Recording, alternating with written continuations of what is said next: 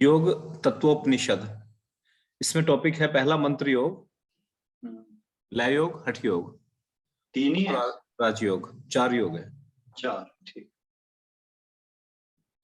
देखिए, योग तत्वोपनिषद में मंत्र योग के विषय में क्या कहा गया है।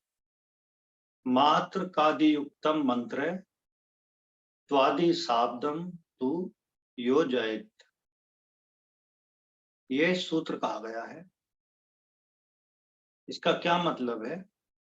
किसी भी मंत्र का मात्राओं के सहित जाप करना मंत्र योग है, और मात्राओं के सहित मंत्र का 12 वर्षों तक निरंतर जाप करना ही मंत्र योग।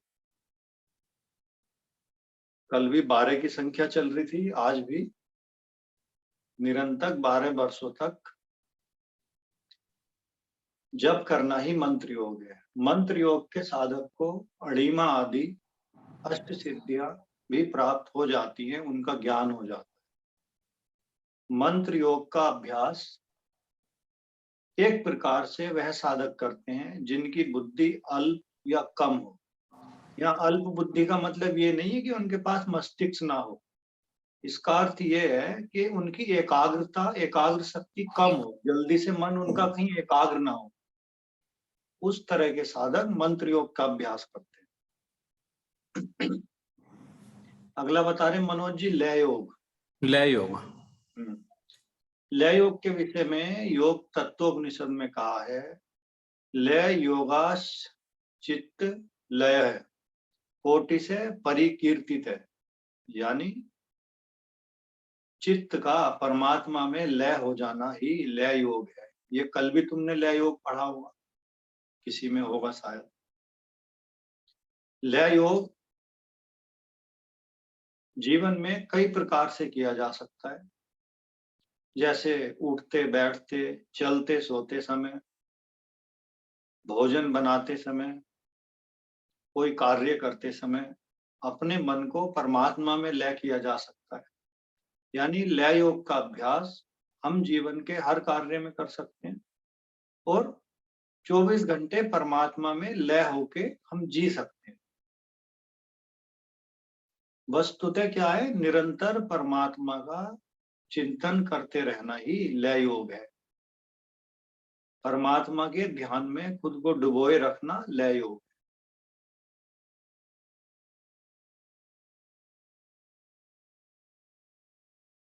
अब बात करते हठ योग की। हठ योग है ना मनोज जी? देखिए, हठ योग को इसमें अष्टांग योग के नाम से ही हठ योग का नाम दिया गया है। ब्रैकेट में आप अष्टांग योग भी लिख सकते हैं। हठ योग को जो कहा है, क्या कहा है इस विषय में? यमस्य नियमश्चैव आसनम प्राण संयम प्रत्याहारो धारणा च ध्यानम ध्रुम मध्ये हरिम समाधि समतावस्था षडांगो योग उच्यते। ये सूत्र की बात की गई है। क्या अर्थ है इसका? यानी यम नियम, आसन प्राणायाम, प्रत्याहार, धारणा ध्यान और परमात्मा में हरि में समाधि की स्थिति, ये हठ योग के अंग हैं इसमें। अब पहला क्या आया? यम। यम के बारे में क्या कहा है? आप लोग बताओ, यम किसको कहते हैं? फिर इसका यम थोड़ा सा उल्टा है, जरा अलग है।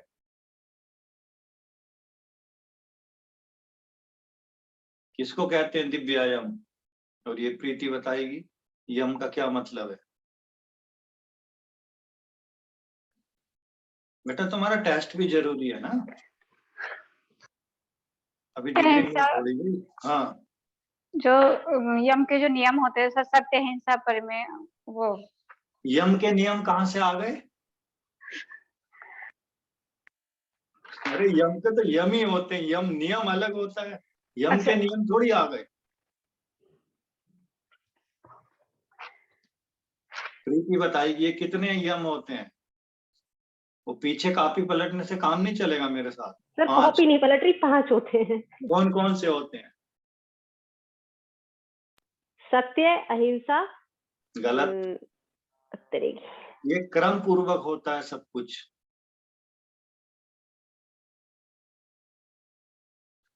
तुम लोग सूत्र याद नहीं करते, तभी तुम कंफ्यूजिंग हो।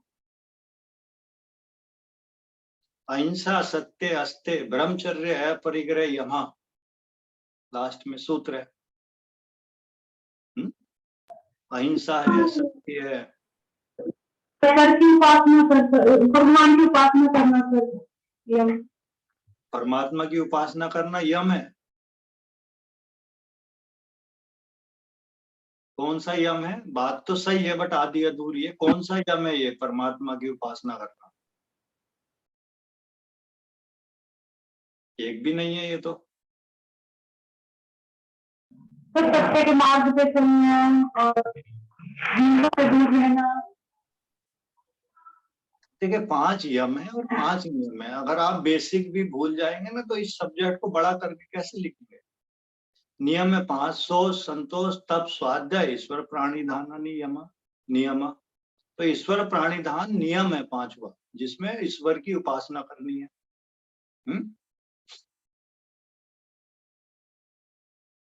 इसमें अब उपनिषद में चलते हैं। यम का अर्थ है इस उपनिषद के अनुसार, योग तत्व उपनिषद के, ये योग तत्व है ना। देखिए कम आहार ग्रहण करना ही एकमात्र यम माना गया है।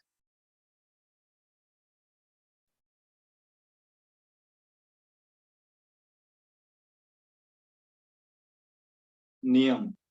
अब दूसरा है नियम। नियम कौन कौन से बता रहे थे आप?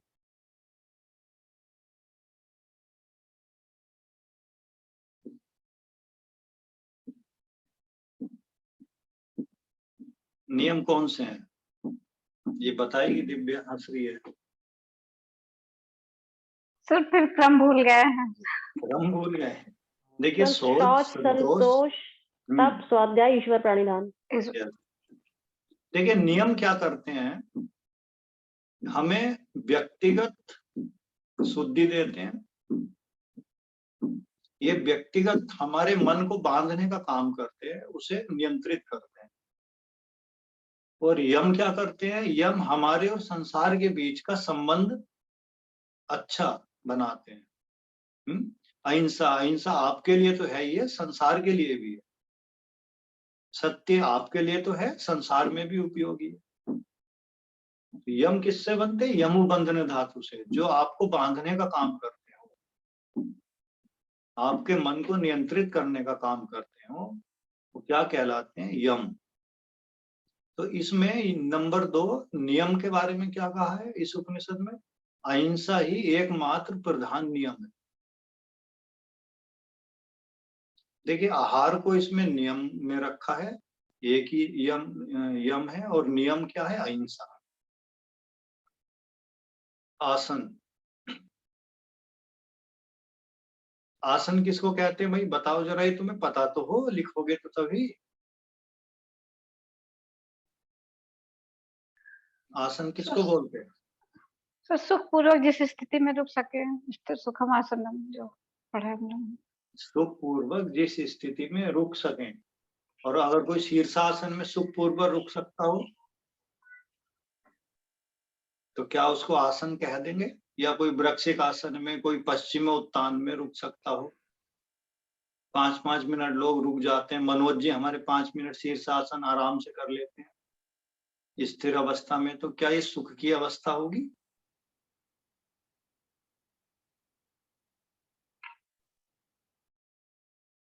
तो सबसे बढ़िया तो शवासन है, सबसे बढ़िया सुखकर अवस्था है। अपना लेट गए तो लेट ही गए, तो शवासन को भी आसन कह देंगे।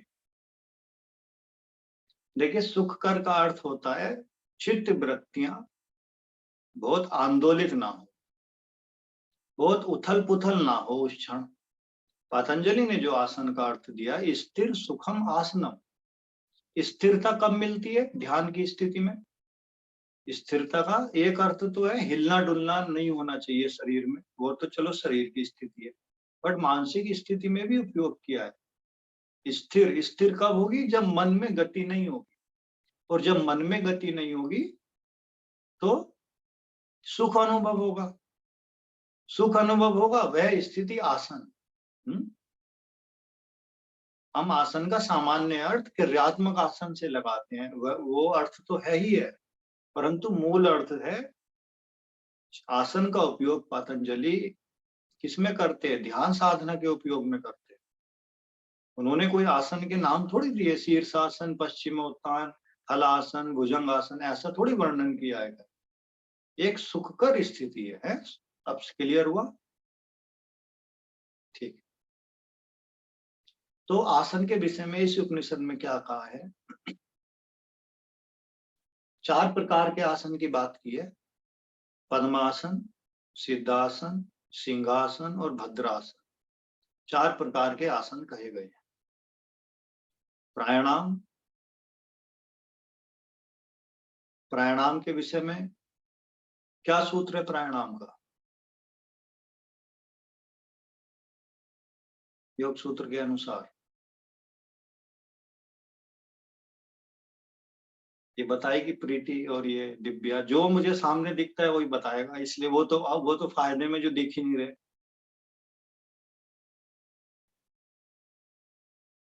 सूत्र बताओ प्राणायाम का।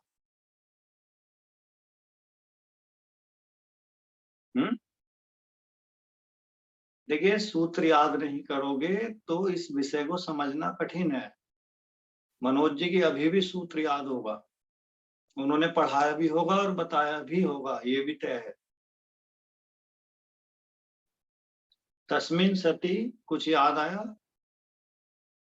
श्वास प्रश्वास से योगर्थी विच्छेद है प्राणायाम। क्या इसका फल है? इसके रिजल्ट क्या है प्राणायाम करने के? प्राणायाम करेंगे तो क्या रिजल्ट आएगा?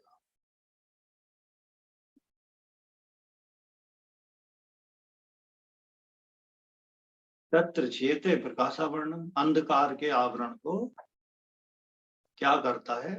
कमजोर करता है। अब इस उपनिषद में प्राणायाम की क्या चर्चा की गई है? पद्मासन में इष्ट देव को नमस्कार करके प्राणायाम करना चाहिए। ईड़ा नाड़ी से 16 मात्रा वायु को अंदर खींचना चाहिए, 64 मात्रा कुंभक करना चाहिए और 32 मात्रा पिंगला नाड़ी से वायु को बाहर निकालना चाहिए। इसके बाद क्रम बदलकर करना चाहिए। इस प्रकार 3 माह तक नाड़ी शोधन का अभ्यास करने से शरीर शुद्ध हो जाता है। यानी नाड़ी शोधन प्राणायाम की बात की गई। अब क्या है प्रत्याहार? मैंने कल तुम्हें बताया था इंद्रियों के विषय में। प्रत्याहार क्या है? कुंभक लगाकर इंद्रियों को विषयों से हटाना और इंद्रियों को हटाकर प्रकाश में स्थिर रहना ही प्रत्याहार है। क्लियर हो गया? अब है धारणा। धारणा किसको बोलते हैं? कल थोड़ी सी चर्चा हुई थी। क्या सूत्र है धारणा का? देश बंधस्य चित्तस्य धारणा, किसी देश विशेष में मन को एकाग्र करना धारणा है। इसमें क्या कहा गया है? 5 तन्मात्राओं में आत्म भाव की भावना कर मन को स्थिर करना ही धारणा है। 5 तन्मात्र कौन से हैं?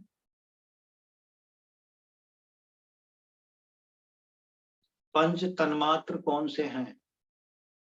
क्योंकि इसमें कहा ना 5 तन्मात्राओं में आत्म भाव की भावना कर मन को स्थिर करना ही धारणा है। तो 5 तन्मात्र कौन से हैं? ये सांख्य की सृष्टि प्रक्रिया में पढ़ा होगा तुमने। बोलो।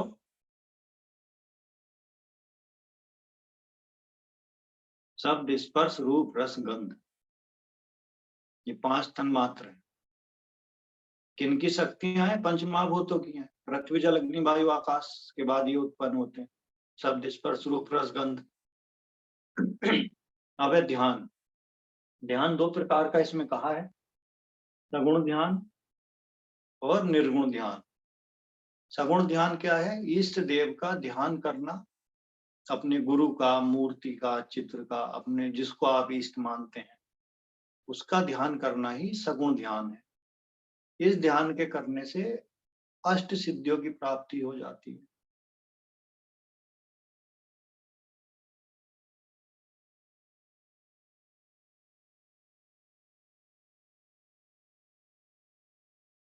कौन सी अष्ट सिद्धियां हैं? नहीं याद होगा शायद।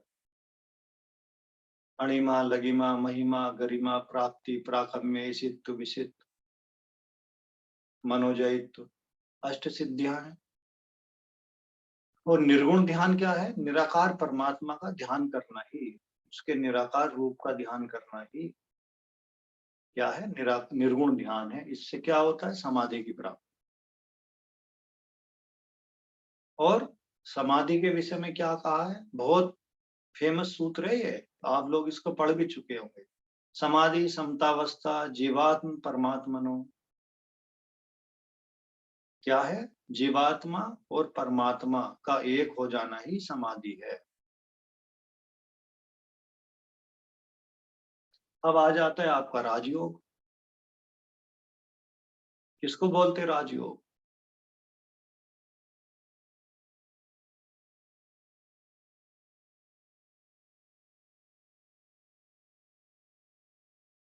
इस उपनिषद के अनुसार वज्रोली एवं अमरोली मुद्रा को साधने के पश्चात साधक राजयोग को सिद्ध करने में समर्थ हो जाता है। इसके लिए योगी को हठ योग की क्रिया की अधिक आवश्यकता नहीं रह जाती। किन मुद्राओं से होता है? वज्रोली और अमरोली मुद्रा में योग अभ्यास करें, योग साधना करें तो राजयोग सिद्ध हो जाता है। मनोज जी, अगला कौन सा है टॉपिक? नेक्स्ट है इनके अवस्थाएं। नहीं, आहार निद्रा है, क्या है? आहार एवं दिनचर्या, इसकी अवस्थाएं हो गई राजू, इनकी अवस्थाएं आहार एवं दिनचर्या। आहार एवं दिनचर्या, देखिए इसमें दो प्रकार के आहार की बात की गई। एक तो निषिद्ध आहार। निषिद्ध आहार को हठ योग में जो अपत्य आहार है उसी के अनुरूप कुछ मिलता जुलता कहा गया है। जो आहार योग में बाधा ना पहुंचाते हो ऐसे आहार करने चाहिए। इसके अंतर्गत कौन से आहार आते हैं? जैसे तेल, खटाई, तीखा भोजन, मांसाहार, रूखा, हींग, मसाले आदि भोजनों का सेवन नहीं करना चाहिए। फिर क्या बात करते हैं? आहार के संबंध में मिताहार की बात करते हैं। मिताहार की अवधारणा है इसमें। योग अभ्यास की प्रारंभिक अवस्था में दूध, घृत आदि भोजन सर्वश्रेष्ठ होता है। गेहूं, चावल, मूंग आदि भोजन योग में सहायक होता है। इस प्रकार के कम मात्रा में भोजन को ग्रहण करना चाहिए। अब बात की इन्होंने दिनचर्या की, तो दिनचर्या का क्या अर्थ है? सोकर उठने के बाद रात्रि में पुनः सोने तक जो कार्य किए जाते हैं उन कार्यों को दिनचर्या कहते हैं। और ऐसे कार्य जो स्वस्थप्रद हों। कार्य तो हम किसी को गाली भी दे सकते हैं, वो भी कार्य है, बट स्वास्थ्य परक थोड़ी है।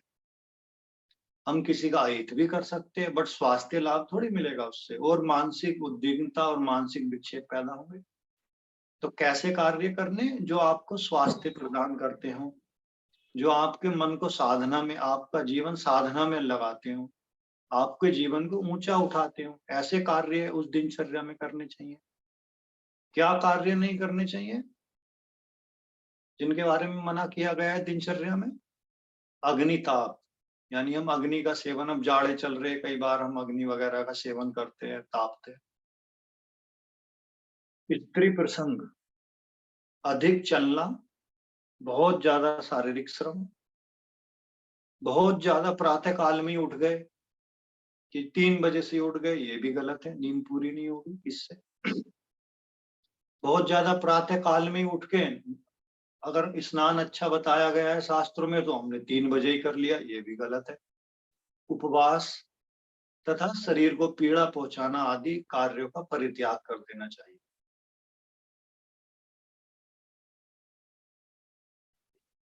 अब आगे क्या है?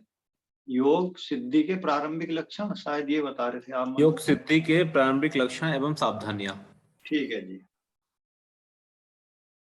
जैसे कल भी हमने कुछ योग सिद्धियों के लक्षण पढ़े थे। मल मूत्र अल्प हो जाता है, शरीर से गंध आती है, आंखें निर्मल हो जाती हैं, हृदय पवित्र हो जाता है। उसी प्रकार इस उपनिषद में भी कुछ लक्षण बताए गए हैं। जैसे जैसे योग साधक साधना में आगे बढ़ता है और गहराई प्राप्त करता है, तो साधक को साधना में कुछ लक्षण दिखाई देने लगते, उत्पन्न होने लगते हैं। जैसे वो कौन से लक्षण है? दूरदर्शन, यानी दूर तक का देख सकता है। दूर श्रवण, एक जगह बैठा हुआ बहुत दूर तक का सुन सकता है। क्षण भर में कहीं भी पहुंच सकता है, एक स्थान से दूसरे स्थान। जैसे नारद जी, आपने देखा होगा टीवी सीरियल में, नारायण नारायण और गायब।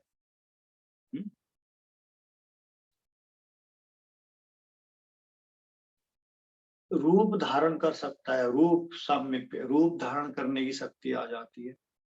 आकाश मार्ग में गमन कर सकता है, अदृश्य होने की भी शक्ति आ जाती है, और कहीं भी प्रकट होने की शक्ति उत्पन्न हो जाती है। ये योग सिद्धि के लक्षण है। क्या सावधानियां बताई हैं इसमें? साधक को ये योग सिद्धियां कहीं भी प्रदर्शित नहीं करनी चाहिए। अपने मान सम्मान बड़ाई के कारण ये इनका प्रदर्शन नहीं करना चाहिए, और साधक को इन शक्तियों को माया या तुच्छ मान के इनका परित्याग कर देना चाहिए। ऐसा ना करने से साधक को साधना में हानि होती है और साधना में विघ्न उत्पन्न होते हैं। इसलिए इन सिद्धियों को गुप्त रखना चाहिए। योगियों को सिद्धियों का परित्याग करके साधना में लग जाना चाहिए। जी मनोज जी, अगला टॉपिक बताएं जरा। ये तो कंप्लीट हो गया है। योग तत्वोपनिषद कंप्लीट। 5वीं यूनिट शुरू हो गई, नाद बिंदु उपनिषद। चलिए जी, आपको बहुत बहुत बधाई हो, अंतिम में चल रहे हैं हम अब। नाद बिंदु उपनिषद, क्या क्या नाद टॉपिक? बिंदु उपनिषद, हंस विद्या, हम्म, ओमकार की 12 मात्राएं हम्म, एवं प्राणों के विनियोग का फल। ओके, 2 ही टॉपिक हैं इसमें? नहीं, नाद के प्रकार तथा नादानुसंधान साधना, और एक है मनोलय स्थिति। है तो 6 टॉपिक लगभग। चलो ठीक। हंस विद्या की बात करते हैं। नाद बिंदु उपनिषद।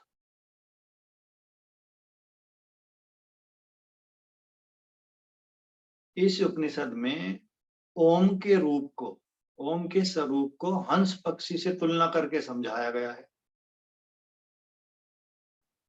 इस तुलना को ही हंस विद्या का नाम दिया गया है। क्या तुलना करके समझाया है?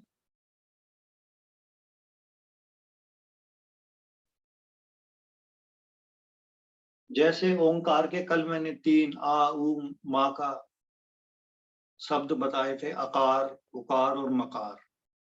तो ओम का जो आकार है वह हंस के दक्षिण पंख के समान माना गया है। हंस का जो दक्षिण दायां पंख है वह ओम का आकार है, और बायां पंख उकार है, और हंस की पूंछ ओम का मकार है। ओमकार रूपी हंस के दोनों पैर रजोगुण और तमोगुण हैं,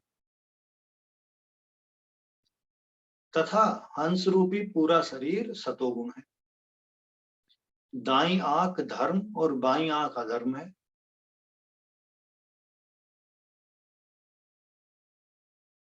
हंस रूपी ओम रूपी हंस में जो हंस की तुलना की गई है, हृदय में जनयलोक, ललाट व भौ के मध्य सत्यलोक स्थित है।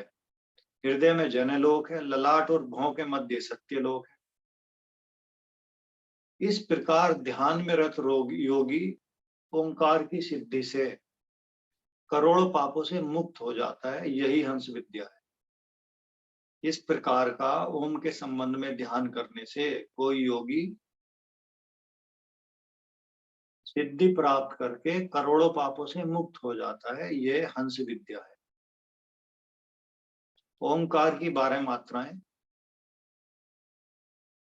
अब आप इसको कैसे लिखना है, एक लाइन को पूरा लिखो, फिर मैं केवल नाम बोलूंगा। पहली लाइन में लिखो ओंकार की प्रथम मात्रा है।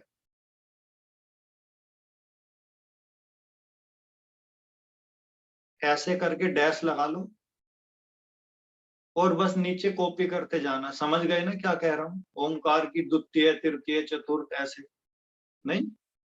तो प्रथम मात्रा क्या है? घोषणी। घा पे एक मात्रा, सा, घोषणी।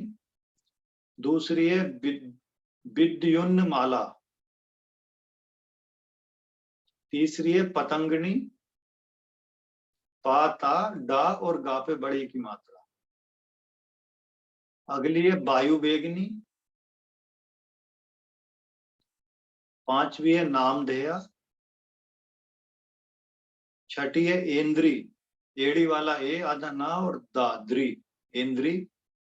सातवीं है वैष्णवी। आठवीं है साडंकरी, सा, डा, का और रा पे बड़ी की मात्रा। नाइन्थ है महती, मैं, है, ती। 10th है ध्रुवा। 11वीं है मौनी, माँ पे 2 मात्रा, औ की। और 12वीं है ब्राह्मणी। ये सबसे कठिन टॉपिक है ये। ओंकार की 12 मात्राएं। अब इनका विनियोग क्या होता है? देखिए, मान लिया कोई साधक साधना की उस स्थिति में है जो ओंकार की प्रथम मात्रा की स्थिति में है साधना की, और उसकी मृत्यु हो जाए, उसका शरीर परित्याग हो जाए, या इस स्थिति में साधना करते करते वो विलीन हो जाए। विनियोग मतलब विलीन हो जाए, उसका इसमें लय हो जाए, तो उसकी गति क्या होगी? उसकी अगले जन्म में स्थिति क्या होगी? क्या बनेगा वो? क्या कंडीशन होगी उसकी? इस घटना को क्या बोलते हैं? विनियोग। प्राणों का त्याग।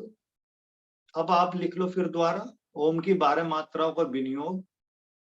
और पहली लाइन में लिखिए,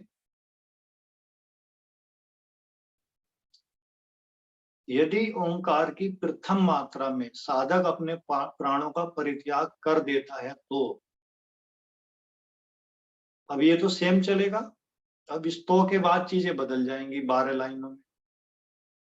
ऐसे ही हो जाएगा, यदि दूसरी मात्रा में प्राणों का परित्याग कर दे तब। तब पहली मात्रा का लिखिए नंबर 1 डाल के।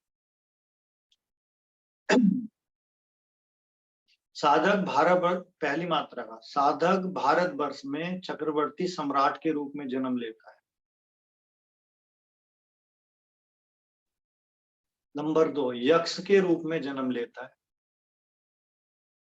नंबर 3 विद्याधर के रूप में जन्म लेता है। नंबर 4 गंधर्व के रूप में। नंबर 5 चंद्रलोक में सम्मानित होता है। नंबर 6 इंद्र के समान पद को प्राप्त करता है। नेक्स्ट है भगवान विष्णु के पद बैकुंठ धाम को प्राप्त होता है। नंबर 8 है भगवान शिव के रुद्रलोक में उनके निकट रहता है।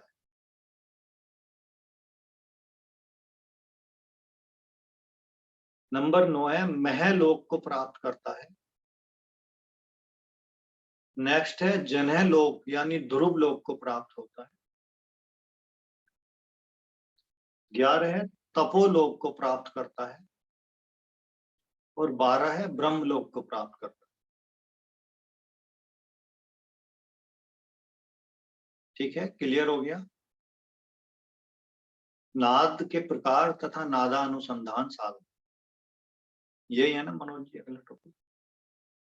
हाँ यही है, नाद के प्रकार तथा नादानुसंधान नाद साधन। कल भी आया था, नादानुसंधान, और आपने पहले भी पढ़ा है, उसको लिखा भी है। ओम की ध्वनि का अनुसंधान करना ही नादानुसंधान कहलाता है।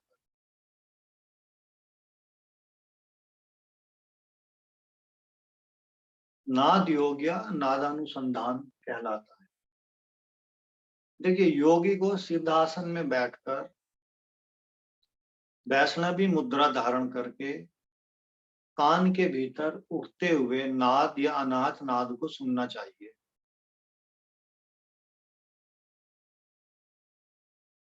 ये नादानुसंधान साधना कहलाती है।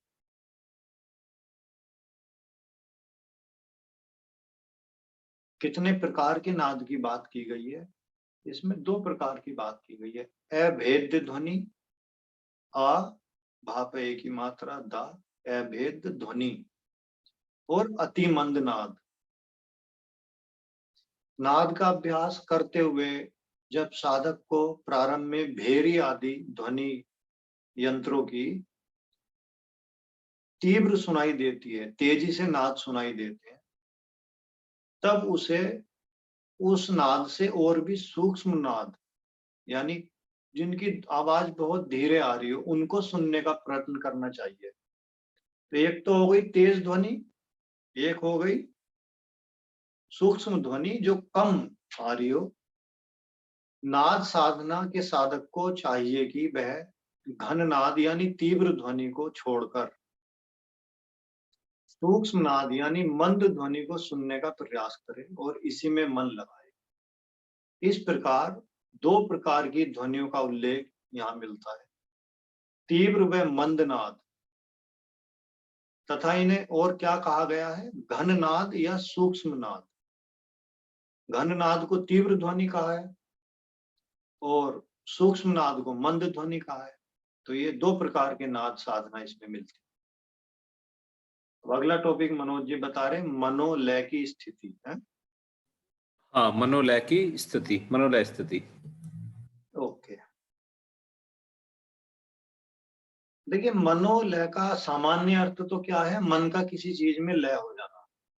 अब लय तो आदमी का मन भाई पिक्चर देखते हुए भी हो जाता है, और दिव्या और प्रीति का तो गोलगप्पे खाते हुए भी हो सकता है। भाई मन लय हो गया अपना, 20 रुपए की जगह 30 के खा लिए मन। परंतु यहाँ क्या अर्थ है मनोलय का? मनोलय का अर्थ है नाद के द्वारा मन को बस में कर लेना, मनोलय है। या मन का बस में हो जाना मनोलय है। जब नाद का अभ्यास करते करते वासनाएं शून्य हो जाती हैं, तब मन व प्राण ब्रह्मा में लीन हो जाता है, नाद में लीन हो जाता है। इस स्थिति को मनोलय स्थिति कहते हैं। नाद में लीन योगी जागृत, श्वसन, स्वप्न और सुषुप्ति अवस्थाओं को मुक्त कर लेता है, और इनसे मुक्त होकर वह सभी प्रकार की चिंताओं से मुक्त हो जाता है। जब मन की अवस्था अमन की अवस्था में बदल जाती है, ये स्टेट ऑफ नो माइंड, तब यह अवस्था मनोलय कहलाती है। ठीक है, अभी तुमने पीछे लय पढ़ा, तो लय की स्थिति भी ऐसी है, ये मनोलय है, थोड़ा शब्दों का अंतर है। अब मनोज जी आगे क्या है? ये आखिरी उपनिषद है, योग राजोपनिषद। चलो जी गंगा नहाए, इसको भी समाप्त करें। मंत्र योग, लय योग, हठ योग, राजयोग, 9 चक्र, उनमें ध्यान प्रक्रिया एवं फलश्रुति। अंतिम टॉपिक कठिन है, चलो कोई बात नहीं। योग राजोपनिषद, इस उपनिषद में कुल 21 मंत्र हैं। लगभग 1 लाइन का ही एक मंत्र होगा। तो पहला है इसमें मंत्र योग। देखिए सामान्यतः मंत्र योग का अर्थ हम कोई मंत्र जपना समझते हैं, किसी भी मंत्र का उच्चारण करें और मन को शांत करें तो मंत्र योग। परंतु यहाँ क्या कहा गया है? ब्रह्मा विष्णु शिवा दीना नाम मंत्र जाप्यम विशारदई, अर्थात ब्रह्मा विष्णु और शिव के मंत्रों का जप करना चाहिए। मंत्र योग को सिद्ध करने वाले मुनि वस्त्रराज मुनि कहलाए हैं, और इन मंत्रों का उच्चारण ही मंत्र योग कहा गया है। लय योग, लय योग के बारे में, लय योग अभी आपने पीछे भी पढ़ा है, मन का लय हो जाना लय योग कहलाता है। परंतु यहाँ क्या कहा है, कृष्ण द्वैपायन ध्यस्तु सहधितो लय संगीतम, अर्थात व्यास आदि ऋषियों ने लय योग की साधना को सिद्ध किया था और 9 प्रकार के चक्रों में लय होने का नाम ही लय योग कहा था।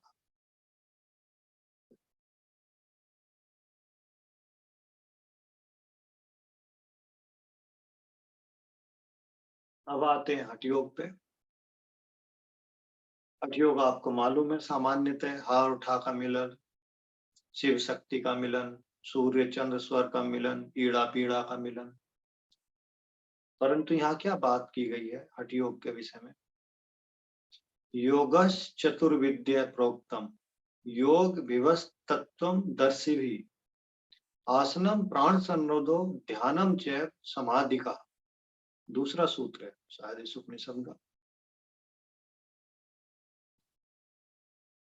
अर्थात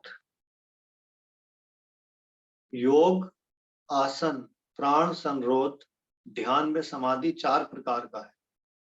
यानी हठ योग में 4 चीजें बताई गई हैं, आसन, प्राण संरोध, ध्यान व समाधि। अतः इस उपनिषद में हठ योग के अंतर्गत आसन, प्राणायाम, ध्यान व समाधि तथा चक्रों को रखा गया है। इन्हीं के संयुक्त रूप को हठ योग का नाम दिया गया है।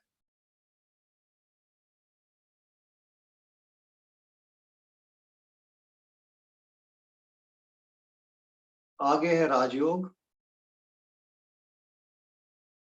राजयोग के विषय में क्या कहा गया है, जब साधक को 9 चक्रों में क्रम से ध्यान करने के बाद सिद्धियां प्राप्त होने के साथ साथ मुक्ति भी प्राप्त हो जाती है, तो यह स्थिति राजयोग कहलाती है। अतः समाधि के द्वारा ब्रह्मलोक को प्राप्त करना ही इस उपनिषद में राजयोग कहा गया है।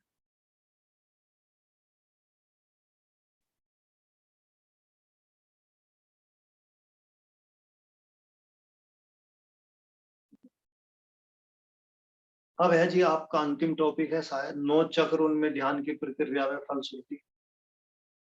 फलश्रुति का अर्थ है इन चक्रों में ध्यान करने से क्या फल मिलेगा, क्या परिणाम आएगा, इनकी प्रक्रिया क्या है, कैसे इनका ध्यान करना चाहिए, कौन कौन से 9 चक्र हैं। पहला है ब्रह्म चक्र। देखिए अपान वायु के स्थान में, अपान के स्थान में, अपान वायु कहाँ होती है, बोलो, मैं पता तो स्थान,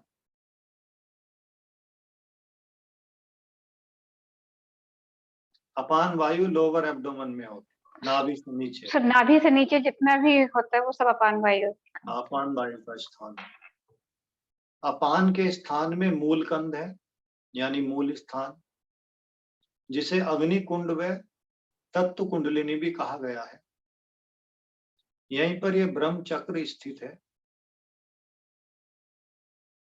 इसमें मुक्ति की कामना से ज्योतिर्रूप ध्यान करना चाहिए।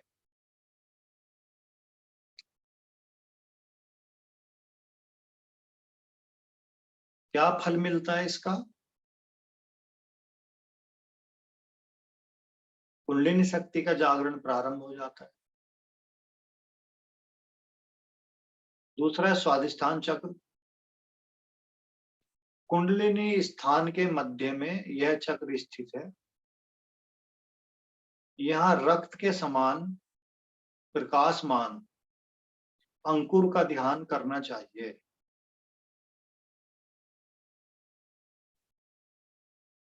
क्या फल मिलता है इसका, जगत का आकर्षण कम होने लगता है। नाभि चक्र नंबर 3, नाभि में ही संसार की स्थिति है। नाभि में विद्युत शक्ति का चिंतन करते हुए यहाँ ध्यान करना चाहिए।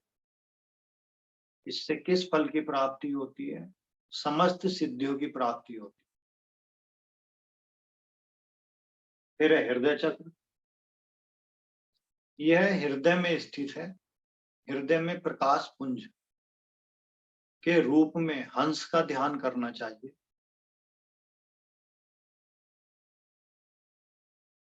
क्या फल है इसका? इससे सारा संसार बसीभूत हो जाता है और साधक संसार से पार हो जाता है। फिर है आपका कंठ चक्र। कंठ चक्र के दाएं भाग में पिंगला तथा बाएं भाग में ईड़ा तथा मध्य में सुषुम्ना स्थित है। कंठ चक्र में पवित्र प्रकाश का ध्यान करना चाहिए। इसके करने से क्या फल प्राप्त होता है? समस्त सिद्धियों की प्राप्ति। छठा है आपका तालु का चक्र। इसे घंटी का स्थान भी कहते हैं। ये ऊपर होता ना तालु, जो एक गड्ढा सा है तुम्हारे अंदर ऊपर तालु प्रदेश में, इसे घंटे का स्थान भी कहते हैं। इसमें 10वें द्वार का मार्ग भी है।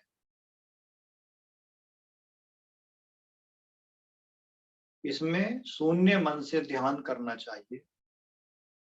इसमें ध्यान करने से निश्चित रूप से ही मुक्ति मिल जाती है।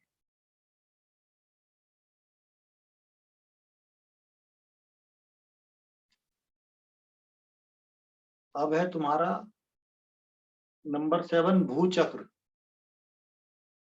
सर इसकी फलश्रुति क्या है? निश्चित ही मुक्ति प्राप्त होती है।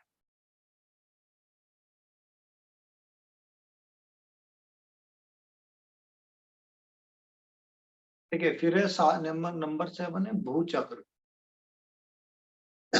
इसे विद्या एवं बिंदु स्थान भी कहते हैं। बिंदु इधर होता ना, बिंदु स्थान, या इससे ऊपर। योगी जन भ्रकुटी के मध्य गोलाकार ज्योति का ध्यान करते हैं,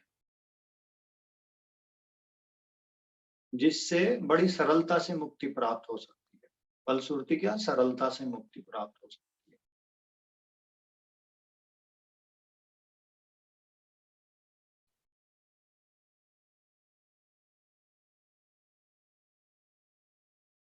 फिर है ब्रह्मरंध्र चक्र। देखिए, परम निर्वाण का दाता यह अष्टम चक्र है। धुएं के रंग वाले जीवन के उद्गम स्थान का ध्यान करके योगी लोग मुक्ति की अवस्था को प्राप्त कर लेते हैं। इससे परम निर्वाण की प्राप्ति होती है। फिर 9th है आपका व्योम चक्र। व्योम बोलते हैं आकाश को, व्योम अथवा योम है, व्योम। 16 दलों वाला यह आकाश चक्र है। यहाँ पूर्ण शक्ति का ध्यान करके साधक मुक्त हो जाता है और परम पद मोक्ष को प्राप्त करता है।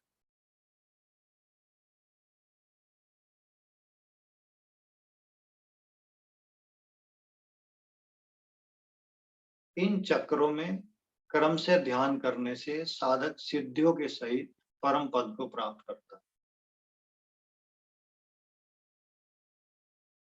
मनोज जी, ये हो गया आपका उपनिषद। पूर्णमदं पूर्णमादाय पूर्णमुदच्यते। सब पूर्ण ही पूर्ण में मिलता है, सब पूर्ण ही हो गया है Mission complete. जी। अब